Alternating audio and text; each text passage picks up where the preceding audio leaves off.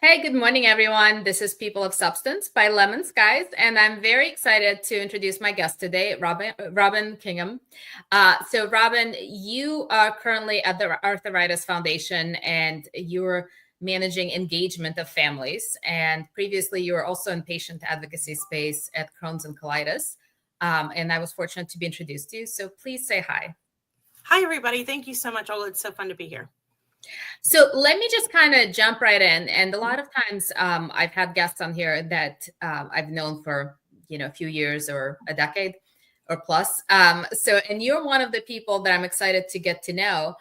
Can you talk a little bit about your journey to nonprofit sector? You started out actually in news and media and eventually made your way. Yeah. Okay. So first of all, I'm old and I have had a multi-passionate career. So my family's in the restaurant business. So I actually started out there running my family's restaurant, and then decided that I wanted to go in a completely different direction and found news, media, marketing space through temp work. I moved to a new city and I wanted to do something completely different. I didn't want to do restaurants anymore. And so I got a temp job at a newspaper and fell in love with it. And I did that for a while. And it was through that connection that I found nonprofit. So let's go back to restaurant because I didn't know about that part. Oh, what type of food? So I'm from New Orleans originally. And so my family's restaurant is Cajun, Creole, traditional New Orleans style food. And you can make it? I can make it. Yes. I was in the kitchen for many years. Yes. Okay. So we may follow up on some recipes here. Okay. So let me ask you this. What are some, and without kind of getting into a whole lot of current political climate, et cetera, but what are kind of the key things for nonprofits that you're seeing as challenges or opportunities just in the more macro sense? For health nonprofits, which is where my experience lies, it's patient advocacy.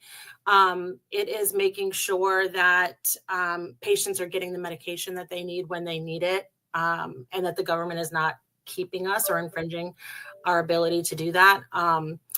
And funding for research. Those are like the two big things. And it's really the easiest way that people can get involved without having to go to an event or give money is advocacy, reaching out to your representatives, going and speaking to them, sharing your story, sharing your friend's story, sharing your family's story. It really has a huge impact, and you can see difference right away.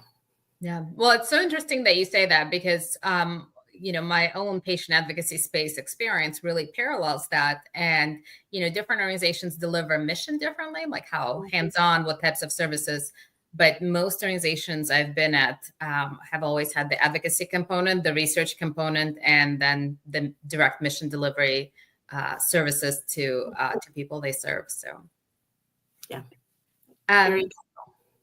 Sorry, go ahead. Oh, as you said, it's very impactful, like to be able to see, especially if you're talking to like your representative and to see them, hear them ask questions and see them grasp your experience and then actually making change. Yes. Yes. Well, and your point about access to care, access to prescriptions, I mean, that's obviously a lot of financial burdens there that impact families. So your experience and you were at Crohn's and Colitis Foundation for quite some time, for I think it was eight or 10 years. Yep. Okay. Oh, just short of 10. Just short of 10. Okay, so yeah, it's pretty close. And now you're at the Arthritis Foundation. I've been thinking a lot about nonprofits that have a personal connection to us versus causes that we care about, but maybe are just a little bit less immediate, less day-to-day in our own families or in our own lives impact us. And kind of comparing and contrasting the good, the bad, the ugly of doing that. Yeah. I'd love to hear your thoughts on that. I live with Crohn's disease. Quick and dirty, I was diagnosed with ulcerative colitis over 25 years ago now. And eventually, more recently, ended up having my diagnosis change, but that was my personal connection to work for the Crohn's and Colitis Foundation. I actually participated in a program that they have called Team Challenge, which is their endurance training program where you fundraise and you train for an endurance event. Mine was a half marathon. And for the first time, I think I'd been living with the disease at about 10 years at that point. And that was the first time that I had been with a group of people who were also living with the disease. And it didn't just change my life. It changed the way that I experienced life. It changed the way that I saw how my life could be. And I wanted others to experience that. And so we had a local walk in the town where I lived. I was working for the newspaper at that time. And so I volunteered for the walk and then immediately started looking for a job within the organization and proceeded to do like 6 more half marathons, like back to back to back with them. And then was able to get a job with the organization part-time as a part-time walk manager. I just, anything, I wanted to do anything that I could for the organization. And progressed through that, went to a full-time walk manager and an assistant national manager, and then a national manager, all in the development space. And then I hopped over to mission delivery, and I was the education resource manager. I had 17 states, ran support groups and camp and advocacy and Day on the Hill, brought volunteers to Day on the Hill. And then I got sick again. Like Crohn's and colitis are relapsing remissive, and their spectrum, mild to moderate to severe. And so I had a flare for a couple of years, and it was really hard to get that under control. And I ended up having to have surgery again. That's when my diagnosis changed from ulcerative colitis to Crohn's. And it was after that surgery, everything that could possibly go wrong with surgery did. Yeah. And I was expecting to have like 2 weeks off of work, and I ended up taking 10 weeks off of work because I needed to save 2 weeks because I was going to have another surgery. Yeah. When I came back to work fully after that process, I had a hard time having my entire personal life revolve around recovering from that and then going to work and serving patients. It was really hard to have every single minute of every day be focused on my disease. Yeah. And so I had to step away. And that's a really fair point, right? Like I've definitely seen organizations that favor, for board and for staff, people that do have a connection, and some that kind of have a mixture versus ones that, that's really not a consideration. And there's kind of like the pros and cons, right? Yeah. And there are blind spots when something is very personal. Like there are blind spots because, yes. Well, that wasn't my experience. Yes. And even when I started working for the organization, my husband was like, are you sure you want to do that? Like you enjoy volunteering, you enjoy running the races, you enjoy fundraising, going to Day on the Hill. Are you sure you want to, that's going to change your whole relationship with it? And I was like, I'm going to do this. And I did it for a really long time. So it just got to be too hard at the end there. Yeah, you had a good run though. But the part that I want to turn to, and we'll talk about running later because I want to hear which ones were your favorites, being a runner as well. But you launched, I think it was about 3 years ago, you launched a podcast called Bowel Moments. Yes. The idea for the podcast was a lot longer than 3 years ago, but we actually started, I have a co-host and she does all the producing, Alicia Barron. The original idea was hers, and then she shared it with me, and then I made it ridiculous, and then we decided to go with it. So, and I think there are cocktails in yes, I added the drinks, of course I did. So although Alicia probably would do that too, I just said, wouldn't it be fun if we got some of these medical professionals, let them have a few drinks and then ask them questions. And then we're just like, oh yeah, that's a pretty good idea. So let's do it. So our whole shtick is, our tagline is real talk about the realities of IBD served on the rocks. and we share a beverage with our guests. It does not have to be an adult beverage, a beverage of your choice. We have had people drinking Miralax. Alicia's done her colon prep on the show for a colonoscopy. So I'm on methotrexate, so I drink water or, tea or something like that. So we just share a beverage with our guests and have a conversation about living with IBD. Yeah, and mocktails are having a real moment, so it's very timely. Yes. And Alicia has been on People of Substance, and her and I went to undergrad together, so I've known her for a number of years, as I've shared with you. Yes, that's right. So tell me about the little pink guy behind you. Oh, the pink lady behind me, that is our logo that she is drinking champagne because Alicia loves a good glass of champagne. And the glasses are a nod to me. And that is our little Miss Colon. That's our logo for the podcast. So let me ask you this, kind of a two-part question is, how do you juggle living with a chronic disease, having a job, kind of maintaining all the life things and still finding time to be a content creator and coming up with ideas and recording and securing the guests? How do you balance that? And part two of the question, since launching the podcast, have you had any conversations with your listeners about information you share or any feedback? I would say it's a juggling act and not a balancing act. It is trying to only drop balls that will bounce back and not the glass ones that will break.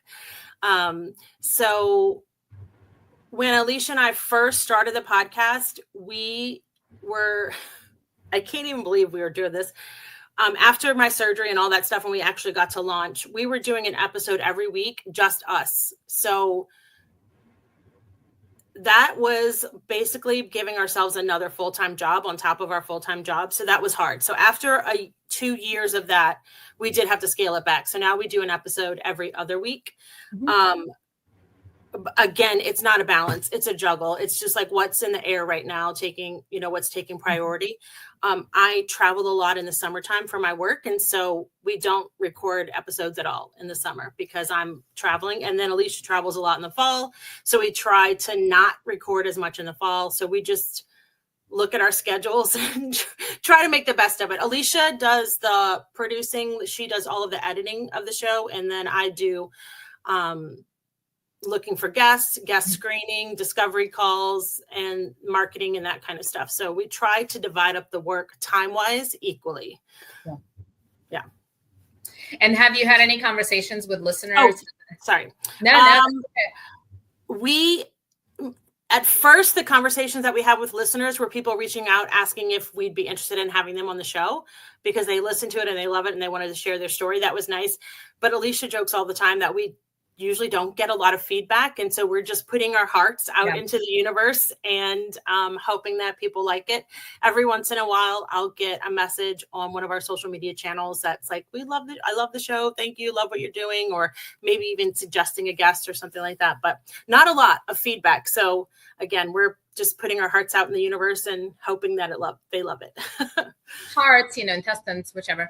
My booty, it's fine. Well, I mean, I imagine it's very heartening for a listener to kind of listen to an experience that they relate to and just kind of taking it out in the open. Yeah, it is. I mean, there's power in stories, right? There's power in shared experiences. Yeah. So to kind of wrap this up, and I've learned quite a bit, and I actually do plan to come back to Cajun food.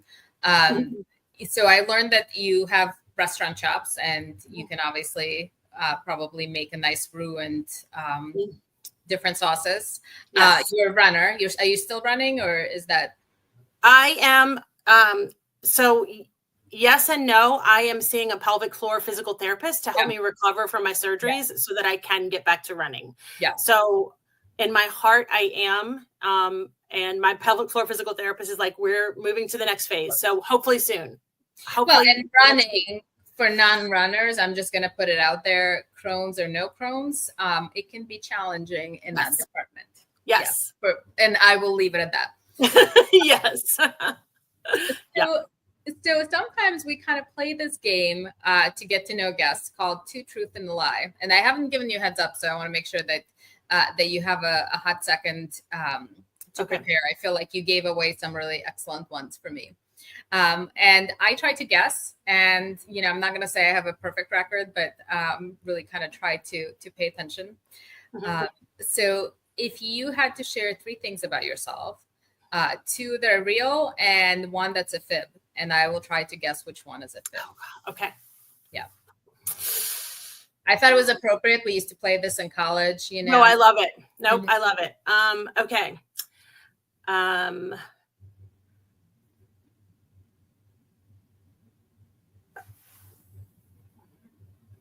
trying to think of something that I haven't like specifically shared on this show.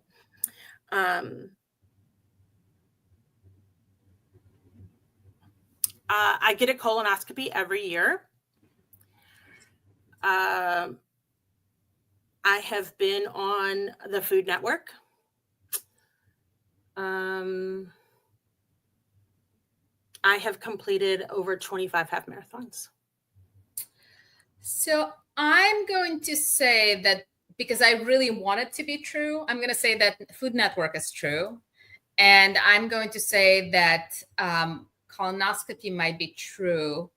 The half marathons, I feel like the number is probably off by like 1 or 2. You probably did either more or maybe like a couple less.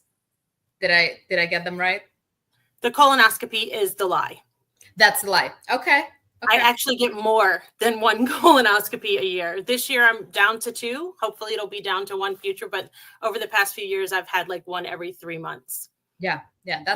So you have to like do the cleanse and the okay. Yeah.